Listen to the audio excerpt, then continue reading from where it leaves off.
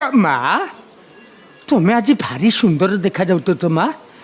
ପ୍ରକୃତରେ ତମ ଗାଲରେ ଆଜି ଟିକେ କିସ୍ କରିବାକୁ ମୋର ଇଚ୍ଛା ହଉଛି। ତମର ଯୋଉ ଆପେଲ ଭଳିଆ ସେ ନାଲିଆ ନାଲିଆ ଗାଲ ତାକୁ ଇଚ୍ଛା ହଉଛି ଟିକେ କାମୁଡ଼ି ଦିଅନ୍ତି। ମା ରାଗିଯିବି। ପାଖରେ ତୁମର ସୁନ୍ଦରୀ ରମଣୀ ଛିଡ଼ା ହେଇଛନ୍ତି, ଯାହାକୁ ତମେ ଖୁବ୍ ଶୀଘ୍ର ବିବାହ କରିବ। ମା ପାଖରେ ଏତେ ସୁନ୍ଦରୀ ସ୍ତ୍ରୀ ଥାଉ ଥାଉ ତମେ ମୋ ଉପରେ ପାପ ନଜର ପକାଉଛ।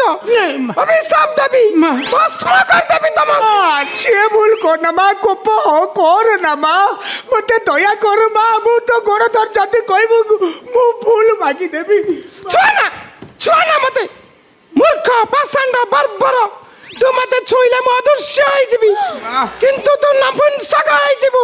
ନାଇଁ ମା, ସେ ଅଭିଶାପ ଦେ ନା ମା, ମୋ ରାଧାର ଭବିଷ୍ୟତ ନଷ୍ଟ ହେଇଯିବ। ମା ମୁଁ ତମ ପାଦ ଧଳି ନେବି। ମା ତୁ ମୋ ପାଦ ଧଳି ନେଲେ ପୁତ୍ରବର୍ତ୍ତୀ ହେବୁ। ନେବି, ଶୀଘ୍ର ମୁଁ ସେ ଛୁଆର ବାପା ହେବି।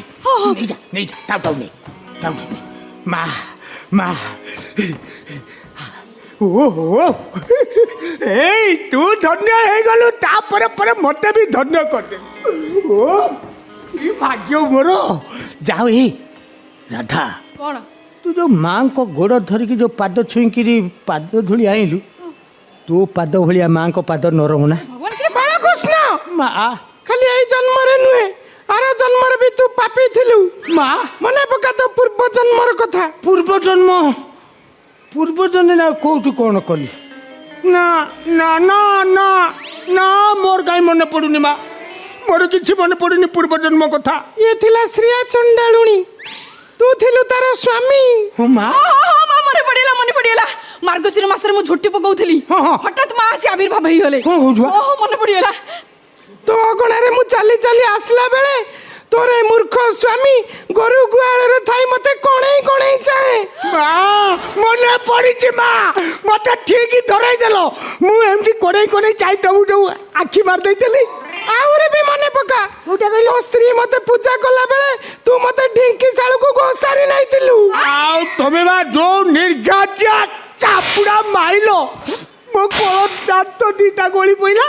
ମୁଁ ତା ପଥର ଦାନ୍ତ ନଗେଇଲି, ହେଲେ ମା ସେ ଭୁଲ ଆଉ ମୁଁ କେବେ କରିବିନି ମା। ମତେ ସେ ଗୁହାରି ଶୁଣୁ ମା। ତୋ ଗୁହାରି ହେଲା, ତୁ ଧରିଥିବା 5 ଲକ୍ଷ କେମିତି 10 ଲକ୍ଷ ହେବ। ମା ରାଧାର ଭକ୍ତିରେ ମୁଁ ଏତେ ଖୁସି ଯେ ମୁଁ ଚାହିଁଲେ ସେ 5 ଲକ୍ଷଟାକୁ 15 ଲକ୍ଷ କରିଦେବି। ମା ଜଲ୍ଦି କରିଦିଅନ୍ତୁ ମା। ମୋର ଇଏ 5 ଲକ୍ଷଟା 15 ଲକ୍ଷ ହବ, କଣ କଲେ ହବ ମତେ କହ ମା, ମୁଁ ସବୁ କରିଦେବି ମା। ତୁମର କିଛି କରିବା ଦରକାର ନାହିଁ। ଆଉ ସେ ବ୍ୟାଗଟାକୁ ମତେ ଦିଅ, ମୁଁ ସେ ବ୍ୟାଗଟାକୁ ଛାତିରେ ଚାପି ଧରିଲେ